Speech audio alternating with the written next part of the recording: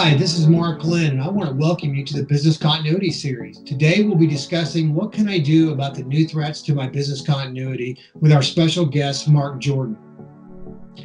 Mark Jordan is the VP of Technologies for Unitrends. Unitrends is a Kaseya company that increases uptime and confidence in a world in which IT professionals must do more with less. Unitrends leverages high availability hardware and software engineering, cloud economics, enterprise power with consumer-grade design, and customer-obsessed support to natively provide all-in-one enterprise backup and continuity. Welcome, Mark.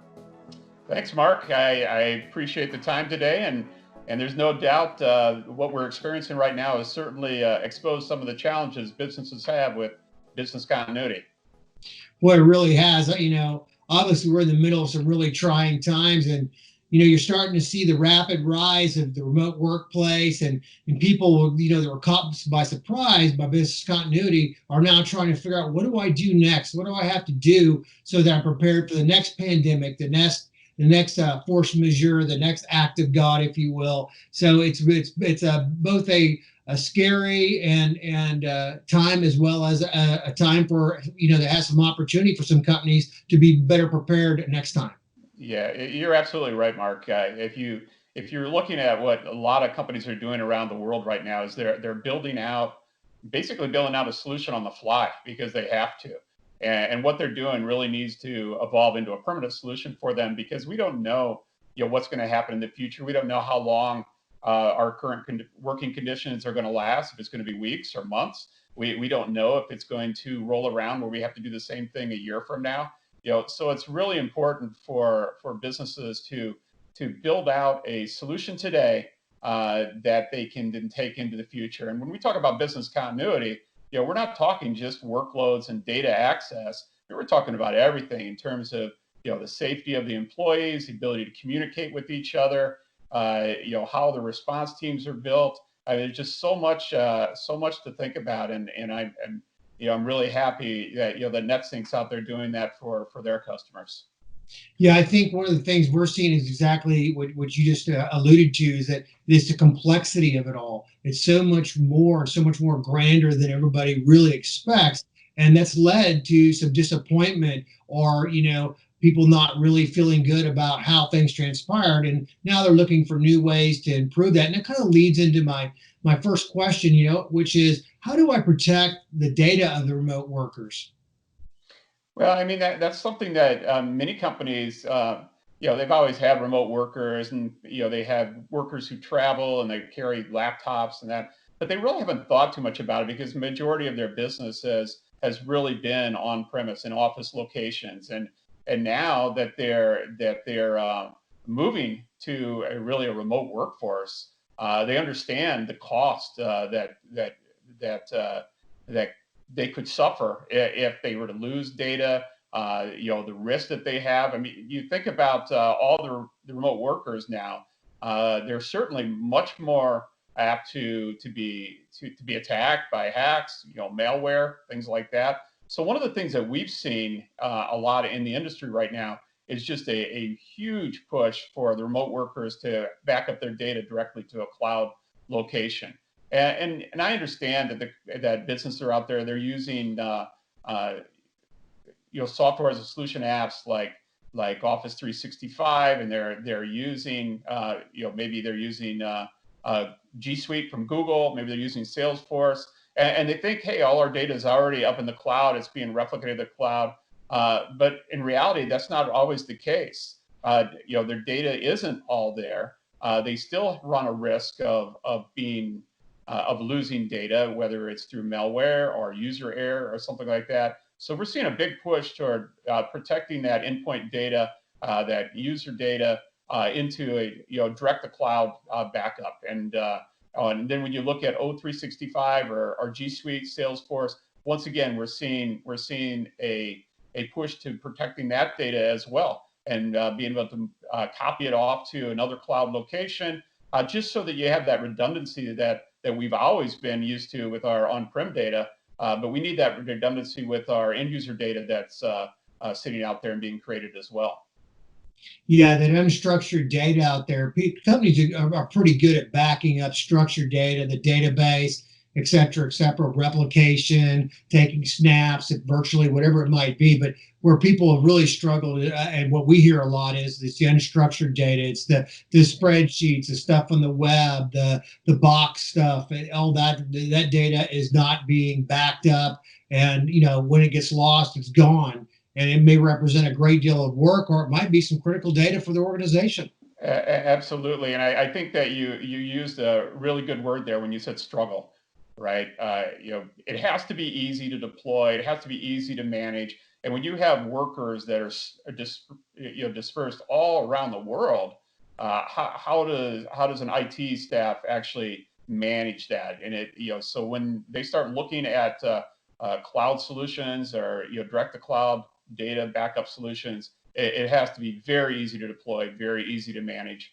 And the last thing you said when you're talking about struggling is just knowing that losing that data could actually result in hours and hours of trying to reconstruct things, and no company can afford to go through that right now. Yeah, absolutely. So what new security threats to the edge data should I be managing against? Well, I think we all know that malware, ransomware, that's a threat everywhere, right? And one of the things that we believe in from a data protection and disaster recovery aspect is being able to actually detect that ransomware early, being able to take a look at the data that's being protected on a daily or an hourly basis, and being able to notice if there's anomalies in that data and be able to determine very early on whether malware might be present. Now that you have so many remote workers, I think that's even more important, because even though they're remote, they still may be, many, of course, are still accessing data that are in your on-prem data centers, and it's possible that they're more at risk of actually transferring some sort of malware into those environments. So you have to have the ability to detect that early and be able to find ways to remedy that before it takes over your environment. I think the other thing that we're looking at from a cloud and from a software as a service backup, you think about something like Office 365. You have people out there that are using the same password on literally everything that they log into on the internet, right? So it's so easy for them to get compromised and to lose data in that way. So when you start thinking about Office 365 and the ability to protect that data, one of the things that we believe in is also being able to protect and basically find out if a password or a username has been compromised. Do dark web monitoring to see if something is out there, and I think that's very critical as well. So that's interesting, Mark. So speaking about the on-premise data center, how can I ensure residency with limited access to the data center, like during the pandemic? Yeah, I think that's a great question, Mark. And one thing that we've noticed, and it doesn't surprise us, but it is something that may be a little bit surprising in the industry, is that we have many customers that are using a cloud location, a Unitrends cloud location for disaster recovery, the ability to spin up workloads and be able to operate in a cloud location when their normal data center is not available. With what's been happening here the last few weeks, we've noticed that many customers are looking to spin those workloads up now, because the cloud location actually has more resources. It's a little bit easier to get to in terms of handling the load that that the external or the remote employees are putting on it. And I think that it's a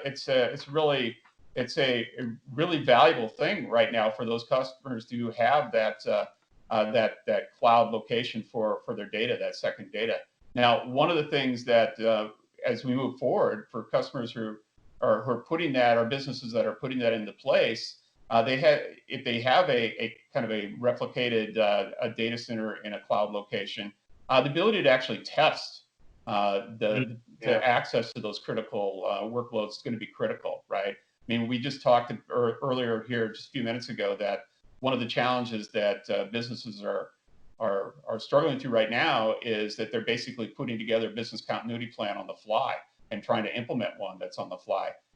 Taking these lessons and learn from them, and knowing that they have the ability to actually get data offsite, test the recoverability of workflows, how quickly can they bring an application back online if they need to. All that is going to be critical in the future. And for those businesses that have it today, I think they're finding that it's pretty valuable that they had put that in place before this all happened. Gotcha. Okay. Well, interesting. We're kind of seeing the same thing. We're seeing that people are struggling with business continuity, and they're really taking a review and kind of a look back, even though we're not that far along. We still got, so a couple more weeks of this pandemic left, but they're already starting to look back and say, look, yeah, in our business continuity, we should have been better prepared. Here's what we should have done. And that kind of, here's some steps we need to take, and more in a remediatory effect, but also here are some steps we need to take so that next time when it comes along, we have a better process, and leadership is aware of what we're doing, and they have some assurance that what we're doing will actually work and safeguard the company, its employees, and its customers. And that kind of leads into this another question I have, and that is, so how can I automatically mitigate common backup failures? How do I automatically mitigate business continuity and backup failures? Well, I think that's something that every business is looking for today, right? I mean, we've got a world where IT teams are asked to do more and more, basically more and more tasks, where they might not be deeply trained on any one individual task, right? They have to be very broad in their ability to do things, kind of what we call multifunction IT people. So the more you have products out there that can kind of self-heal and take care of problems before you have to get to to some sort of an IT technologist to actually mitigate any of the problems, the better, right? One of the advantages that Unitrends has is we're part of the Kaseya family. And the Kaseya family, of course, is a group of products that make IT management easier. We try to make it easier. So we're able to take some of those products and use them in the backup world to self-heal backups, to go out and do things. We can do compliance checks, things like that, right? So for customers, our businesses out there that are looking to the future and how they make life a little bit easier for a kind of a stretched IT team, or for companies like Netsync who are doing this for businesses, the ability to take products that are linked together, interlinked together, are connected under one umbrella that can handle all the remote, the remote management of devices, the documentation, the compliance, the security, the backup and DR. It makes the whole idea of business continuity much easier. We used to kind of compartmentalize all of those different products and all those different things that an IT team has to do on a daily basis. And I think we're trying to get away from that simply because it's so much easier to try to do it with one kind of a one vision in terms of how it's all going to be managed within the company. So I think that's one of the advantages we have, and I think it's one of the advantages of Netsync, or using a company like Netsync is for businesses, is that you can handle a lot of things for your customers. So, a lot of our public sector customers are struggling because they don't have a lot of people kind of extending on what you were describing. And so they really have to learn, and they need help, right? They need somebody to come out here to help educate them, to provide them, and augment them in such a way that they can use solutions to do a whole lot more with less, especially around business continuity, which isn't top of the mind all the time. This kind of caught them by surprise with the pandemic. So that's one of the things we're seeing, and it really kind of extends on what you're saying. And that kind of leads me into this idea. You and I've talked about assurance before. So what is recovery assurance? Mark, great question. And it's really very simple. Recovery assurance is ability to know that you can bring a workload up and access it, and it's running, available to your end users, and they can do their work on that workload in whatever period of time your company has set as the the time that it has to be available. And some companies that may be, hey, if this application goes down, we have to have it up and running in 5 minutes. Others say, hey, maybe they get an hour. But whatever that is, you need to be able to orchestrate a test, schedule a test, and have tests running on a regular basis so that you know that you can meet the SLAs that executive management has set. That's what we look at as recovery assurance. And I think it's critical that you're able to do that on data that's your local data centers. Also critical to do it on that replicated data that may be in a cloud location or a secondary data center that you use for DR. And I think what's happened over the last month has absolutely proven that every business should be thinking about recovery assurance moving forward. Yeah, it really is a good idea, especially since a lot of ransomware bad actors are actually taking advantage of the COVID-19 pandemic. And so where people might think, oh, they're humans, they'll let up a little bit. The reality, harsh reality of it is they're actually increased the attacks. Yeah. They've had a lot of impact, especially on those that really weren't prepared for it. Yeah, absolutely. And when we talk about recovery assurance, we mention, hey, making sure an application's available. But part of that is also being able to spin up a workload and test it for malware, and knowing that it's free of malware, because that's going to be just as critical as making it available. So it's a big opportunity for businesses right now. Maybe they've seen where their holes are, and they can actually go out and fill them now. They certainly have the attention of executive management, knowing how critical it is to be able to have a working business continuity plan. And I think it's a great opportunity for a company like Netsync and one like Kaseya and Unitrends to help those businesses succeed in the future. Well, it's both a scary and very interesting subject. I'm sure we could talk about it all day. But I really want to thank you for your great insights on new threats to business continuity, and really appreciate your time today. Thank you, Mark. Look forward to doing it again in person someday where we can sit side by side, but that may be a few months down the road. It'll probably be a few months, but I look forward to that as well. Thank you. All right. Thank you.